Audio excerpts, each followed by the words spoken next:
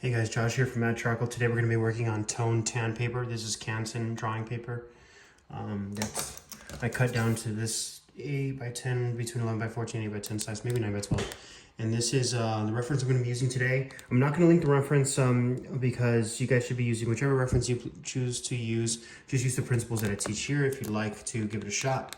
And also I'm going to just kind of get the essence of what I'm using from the reference, not so much copying it word for word, but I'm going to just take some of the lighting aspects, some of the proportional aspects from it as I draw and still kind of remaining creative. So I'm going to use this compressed piece of charcoal. This is I believe this is it looks like a 6B charcoal, piece of compressed charcoal from General's Charcoal. Okay, I'm going to use the edge of this to kind of establish, I'm going to be very gestural with this, establish some of the shadows I see when I squint my eyes, and the surfaces of the face, the planes. I'm not too worried about where the light's hitting at the moment, more so the shadows, because I'm going to come back in with white. Since we're working on this tone tan, we can actually get put down a light source, right? If we're working on white, it's a lot more difficult to have that white pop out because the white of the page is already there, and it's going to get confusing since the white of the page is going to be actually a different color than the white of the material you're going to put down, the chalk per se, if you're using chalk. The chalk I have here is another General's Charcoal chalk, white chalk. You can see it there. It's just a piece, just like that. It needs to be square on each end, and I took a knife and just kind of sharpened it up to a point, kind of like a pencil. Put it in a pencil holder, extender like this, so I can use it. You don't have to do that.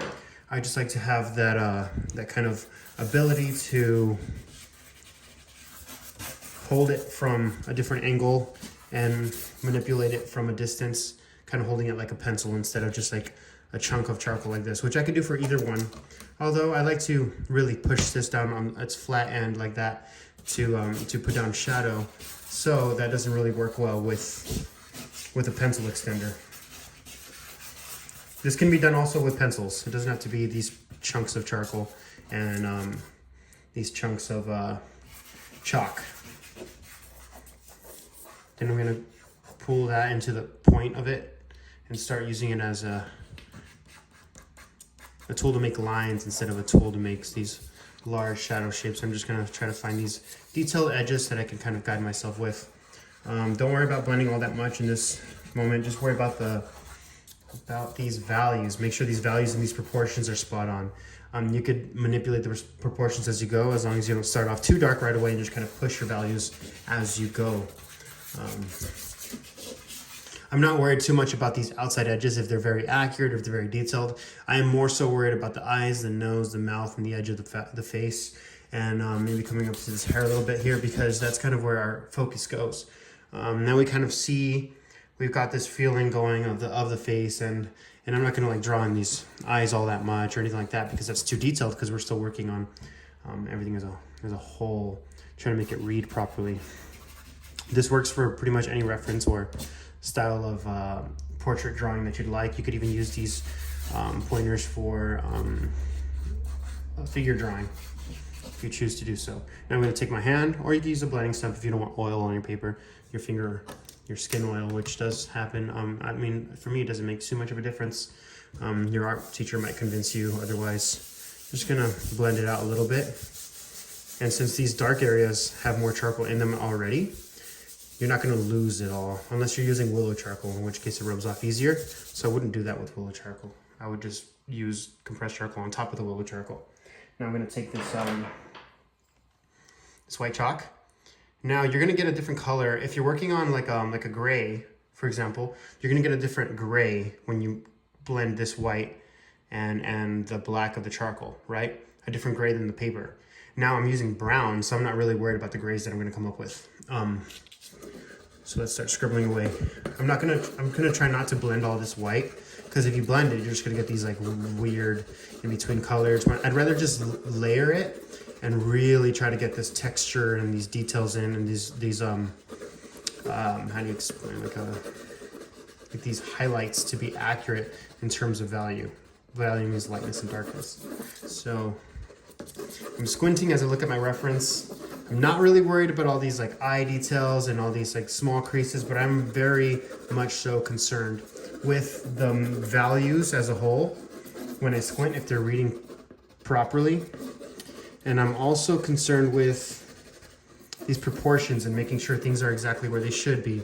Now, if you notice, there's a lot less charcoal where the light's supposed to be, which makes it easier to lighten it.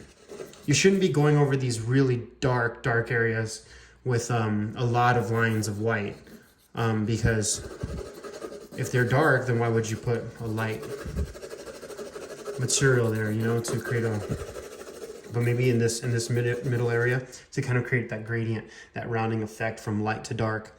A key aspect that I use kind of subconsciously as I work is that I make sure that if there's a hard edge, meaning turning off to a point where it kind of comes, like the part of the face kind of comes to a corner like this, it's a lot harder of a, like here, this nose ends there, and then you can see the skin behind it that's getting hit with light.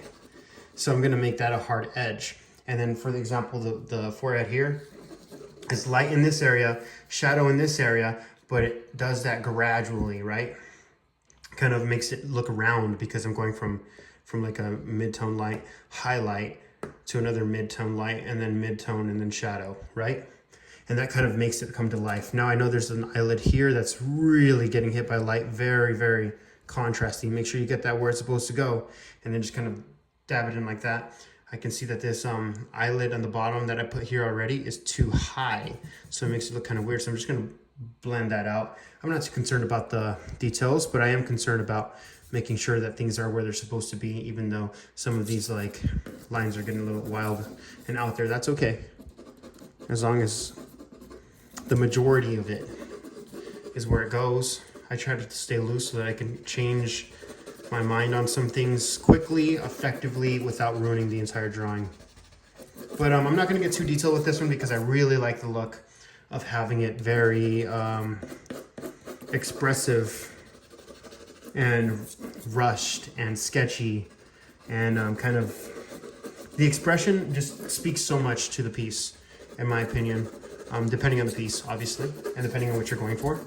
But because you could totally push this into like a very realistic drawing, but I like to keep it kind of something like that, where it kind of adds to the emotion of what's going on, because it's not very clear what's happening, but there's clearly something happening in the emotion in the piece, and the viewer can kind of decide whatever that means on their own.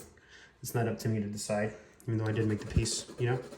Like, I'd rather the viewer kind of grabs their own meaning of what's going on through this expression.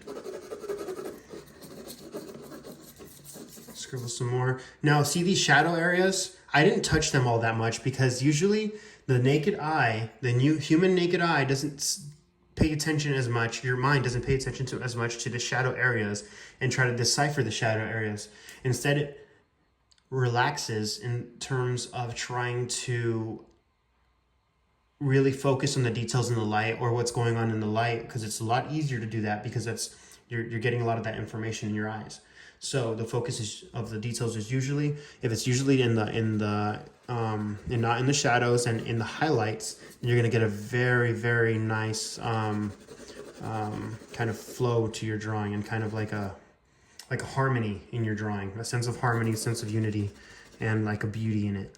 Now, if you do the opposite, if you have all these details in the shadows and the light is very flat and not very rendered, for lack of a better word, then you're going to get a very uneven looking, odd looking drawing. Or even if you get the same amount of details in the shadow as the light, unless it's very realistic, it's going to look kind of off.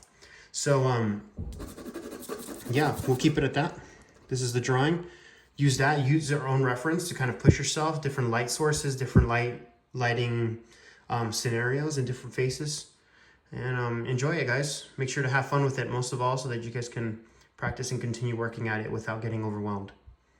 You guys are the best. If you guys like my work, if you guys like my tutorials, thank you so much. I'll continue posting full-length tutorials kind of like this one, kind of free-flowing ones on my YouTube channel. Follow me on TikTok and Instagram for everything else. And if you really like my work, if you want to purchase some of my work or purchase the art kit with the materials I use, like kind of like this stuff, except for the white, check out madcharcoal.com/shop.